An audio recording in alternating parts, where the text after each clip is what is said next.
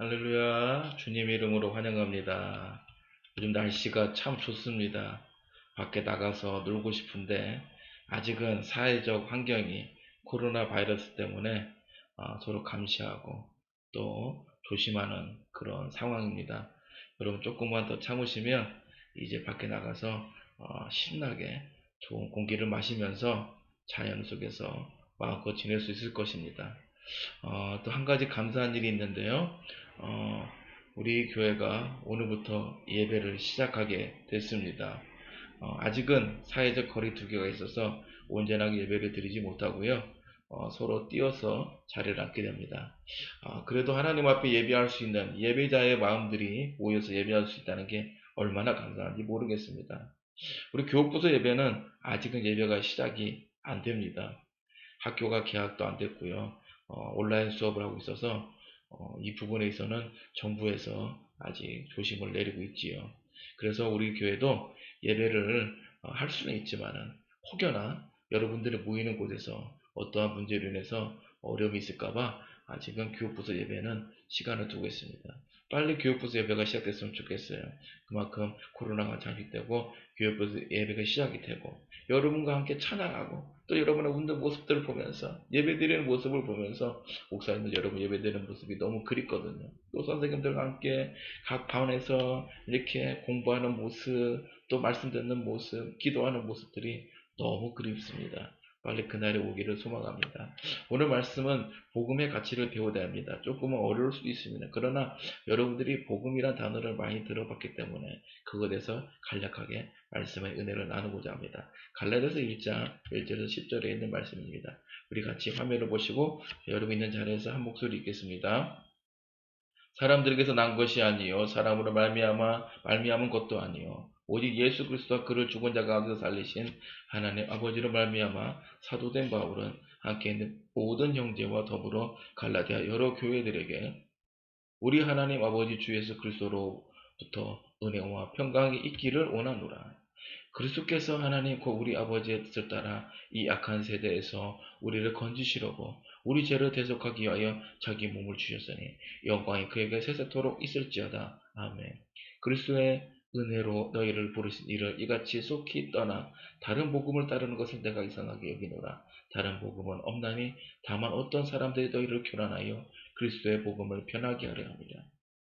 그러나 우리나 혹은 하늘로부터 온 천사라도 우리가 너희에게 전한 복음 외에 다른 복음을 전하면 저주를 받을지어다. 우리가 전에 말하였거니와 내가 지금 다시 말하노니 만일 누구든지 너희가 받은 것 외에 다른 복음을 전하면 저주를 받을지어다.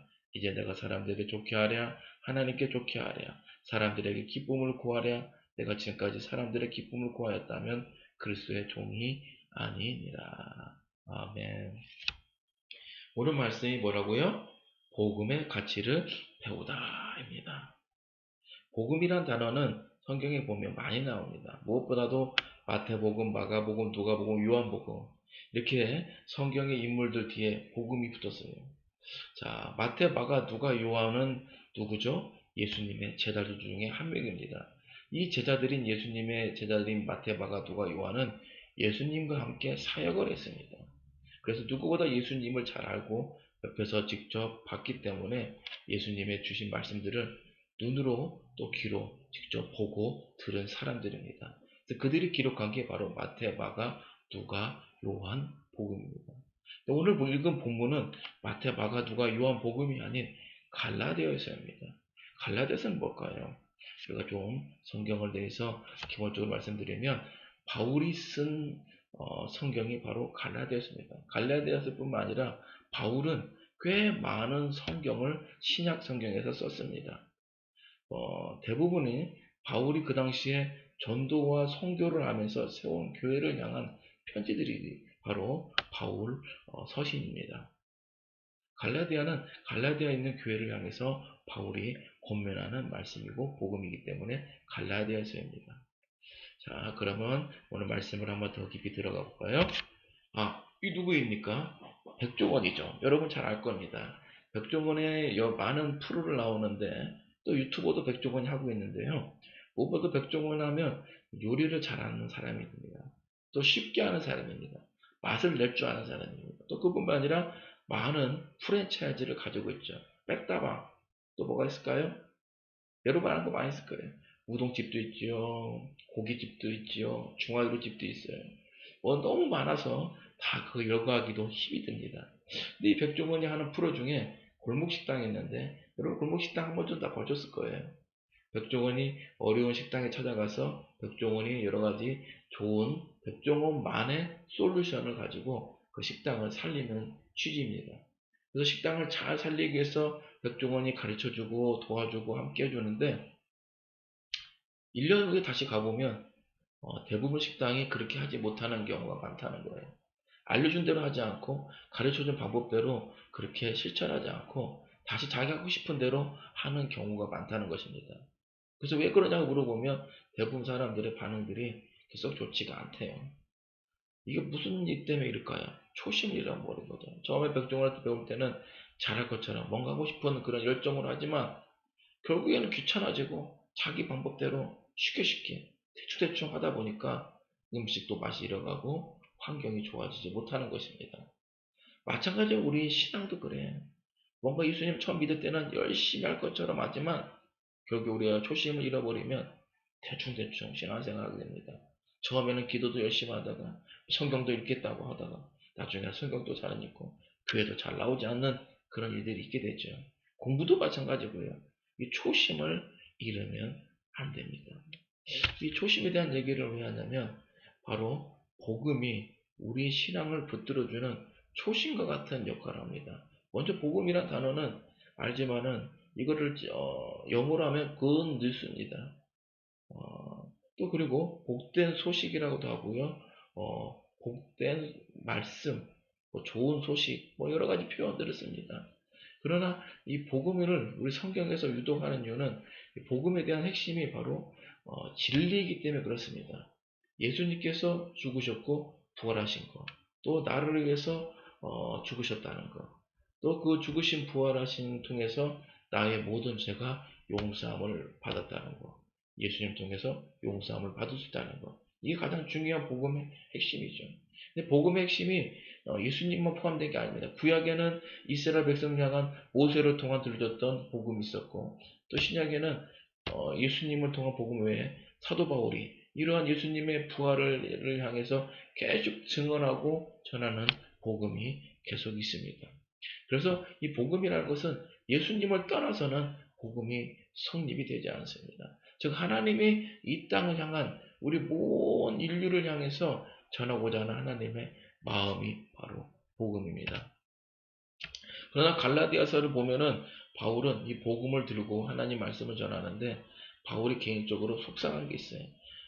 다른 사도들이 바울을 같은 사도로 여기지 않았어요. 왜? 예수님과 함께 사역하지 않았다는 겁니다. 또 그리고 예수님을 전에는 핍박하고 죽이려던 사람이에요. 바울이 어떻게 다 예수님 믿게 됐죠? 우리가 사도행전 말씀에 보면 바울은 청년일 때 예수 믿는 사람을 잡아 죽이는 그 일을 열심히 했던 사람 중에 하나입니다. 그래서 그날도 다메섹이라는 지역에서 예수 믿는 사람들을 잡으려고 뭔가 움직이고 있었어요. 그러다 하늘에 크게 빛이 비추고 바울이 그 자리에서 쓰러지게 되는 사건이 일어나게 되죠. 그 후에 음성이 들렸어요. 사울아, 사울아, 왜 나를 핍박하느냐 하면서 바울을 부르신 것입니다. 이때 이후로 바울이 완전히 삶이 변하게 되고 이제 예수님을 전하는 사람으로 바뀌었어요. 전에는 예수님을 잡아서 죽이는 게 바울의 일이지만 이제는 예수를 믿게끔, 예수를 믿게끔 예수를 전하고 예수를 믿는 사람을 만들려고 하는 게 바울의 삶이 목적이 바뀐 것입니다. 그런 바울이 예수님을 전하는 복음이 얼마나 귀중한지 모릅니다. 그래서 바울의 복음은 큰 핵심이 은혜와 평강입니다. 그 예수님의 복음을 믿으면 그 안에 평안함과 은혜가 있다는 거예요. 그러나 복음 안에 제일 중요한 게 구원의 역사죠. 그래서 우리는 복음하면 크게 두 가지 카테고리가 있어요. 첫째는 구원받은 사람의 그 기쁨을 복음을 통해서 얻을 수가 있습니다. 내가 예수님을 믿음으로 나 같은 사람이 구원을 받는다는 거. 그런데 우리는 그거에 대해서 많은 의문을 겪었죠.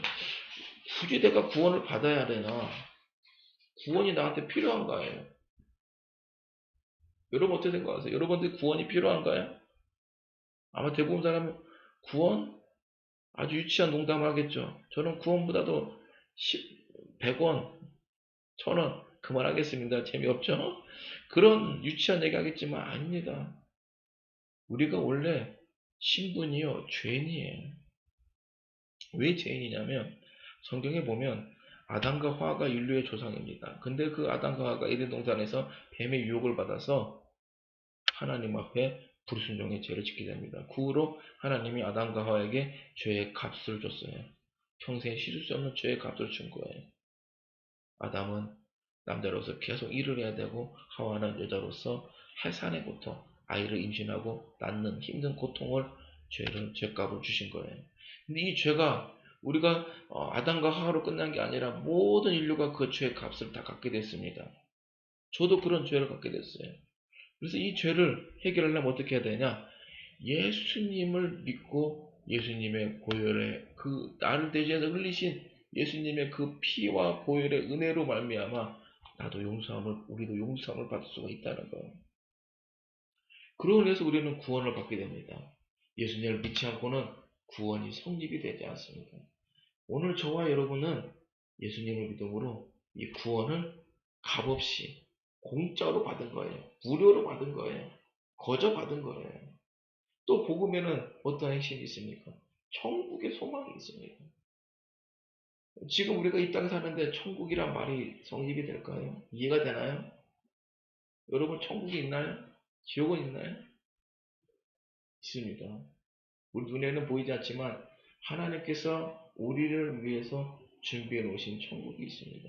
또 우리를 위해서 예수를 믿지 않는 자를 위해서 지옥도 준비되어 있습니다. 지금은 우리 눈에 보이지 않지만 하나님께서 어느 한 시점이 되면 우리를 불러주실 거예요. 그래서 복음이란 것은 예수를 믿고 구원받는 구원의 감격과 천국의 소망이 꼭 있어야 됩니다. 그런데 이 복음이 없는 신앙생활은 다른 종교와 똑같습니다. 다른 여타의 종교와 똑같은 거예요. 단지 그냥 신앙생활을 하는 겁니다. 아무 의미 없이 수동적으로 신앙생활을 한다는 거예요.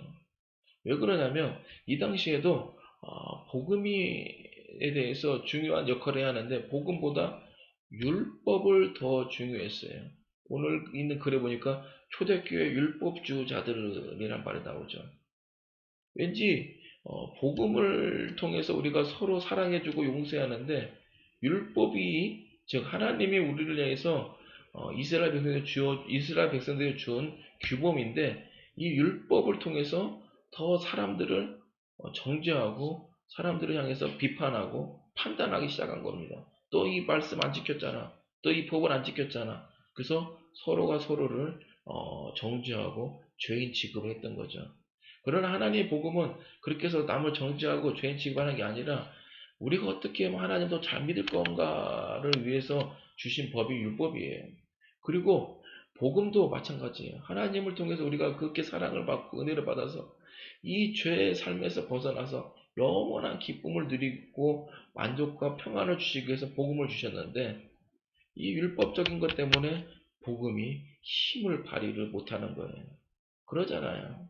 여러분, 북한은 어떻습니까? 억지로, 어거지로 숭배를 하잖아요. 김정은을. 그거는 강요입니다. 그게 바로 이 종교의, 하나의 종교와 똑같은 거예요. 그러나 우리 기독교는 그런 강요가 아닙니다. 내가 진짜 기쁨으로 예수님을 믿고 그 안에 자유를 누리고 평안을 누리는 거죠. 우리가 이 복음에 대해서 제대로 알아야 됩니다. 여기 있는 내용 봅시다. 청소년들의 경우 복음을 필요한 것으로 하찮게 여길 수도 있다고 배웠습니다. 배워할 것들이 많은 시기고 경험할 것들이 많은데 고민할 것들이 많은 시기인데 복음을 내 피부에 와닿지 않는 경우가 참 많습니다. 수많은 청소년들이 죄에 노출되고 자신을 소중히 여기지 않고 잘못된 가르침에 따라가고 있습니다. 진짜 복음을 통해서 예수를 믿는 게 중요한데 세상의 잘못된 가르침 때문에 예수보다도 세상을 더 사랑하게 된 거죠. 많은 청소년들이 10대에 복음을 경험하고 예수님을 통해서 제대로 믿음의 삶, 복음의 삶을 살게 되면은 인생이 바뀌게 되는 건데 그것을 경험을 하지 못하고 중학교, 고등학교, 대학교에 가다 보니까 결국에 교회를 떠나버리게 되고 예수를 멀리하게 되는 경우가 참 많습니다. 오늘 여러분들 구원의 감격과 기쁨을 누리시기를 축복합니다. 이게 제일 중요합니다. 그래서 복음을 받은 사람은 두 가지가 있어요. 아까 말씀드렸죠? 첫째는 구원의 감격이 있어요. 둘째는 천국의 소망이 있습니다. 한번 여러분 안에 신앙을 한번 체크해 보세요.